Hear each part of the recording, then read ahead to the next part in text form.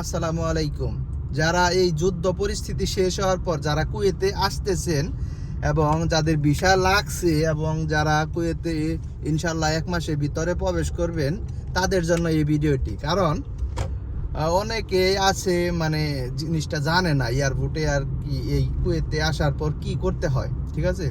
তো এয়ারপোর্টে আসার পর আপনার বিমান থেকে নামার পরেই দেখবেন 5-7টা লাইন আর কি, ঠিক আছে?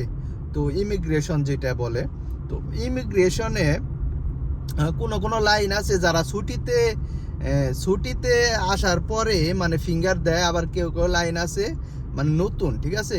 অনেকে আছে মানে ওই ছুটির লাইনে দাঁড়িয়ে যায়, ওই অবস্থাতেই তারা ফিঙ্গার ব্যতীত মানে ফিঙ্গার নেয় কিন্তু 3 আঙ্গুল অথবা 4 আঙ্গুল, ঠিক আছে? ফিঙ্গার ব্যতীত অথবা চোখের একটা ফিঙ্গার আছে ওইটা ব্যতীত ওইটা শুধু ইমিগ্রেশন পাস করিয়ে দিয়ে দেয়। তো আপনি পিছন থেকে দেখবেন, সিরিয়ালে যখন দাঁড়াবেন পিছন থেকে দেখবেন যে কয় আঙ্গুলে ফিঙ্গার নিতেছে, ঠিক আছে? যদি আপনি দেখেন ওইখানে 4 আঙ্গুল অথবা 3 আঙ্গুল করে এরকম করে যদি ফিঙ্গার নেয়, অথবা চোখের যে একটা ফিঙ্গারিং আছে এখানে দেখবেন, যদি না নেয় তাহলে বুঝবেন এটা ছুটিতে আসা লোকের জন্য, ঠিক আছে?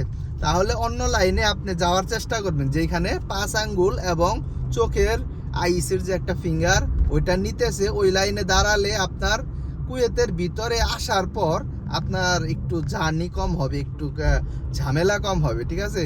না হলে আপনার আবার মানে ওই ফিঙ্গার করার জন্য আবার দেখা যায় ওই ভিসাটা অ্যাটেস্টেশন করার জন্য আপনার আবার ওই ফিঙ্গার দেওয়া লাগবে, যার ফলে আপনার আবার কুয়েত যে এম্বাসি আছে কুয়েত এম্বাসিতে যাইতে হবে, মানে একটু ঝামেলা আর কি, ঠিক আছে? ওইটা আসলে বুঝতে পারবেন। কিন্তু এই জিনিসটা চেষ্টা করবেন যে যেখানে মানে 5 আঙ্গুল 10 আঙ্গুলে ফিঙ্গার এবং চোখের ফিঙ্গার নিতেছে ওই সিরিয়ালে দাঁড়ানোর জন্য, ওই সিরিয়ালে দাঁড়ালে আপনার জন্য প্লাস পয়েন্ট, ঠিক আছে? আর মেডিকেলের বিষয়টা আমি পরবর্তী ভিডিওতে বলবো সঠিকভাবে। আমার পূর্ববর্তী ভিডিও দেওয়া আছে, কিন্তু ইনশাল্লাহ আরও বিস্তারিতভাবে কিভাবে কি হয় আপনাদের সাথে আলাপ করব ভিডিওর মাধ্যমে, ঠিক আছে? তো আমার চ্যানেলটি অবশ্যই সাবস্ক্রাইব এবং ফেসবুকে দেখে থাকলে অবশ্যই ফলো করে রাখবেন। অসংখ্য ধন্যবাদ।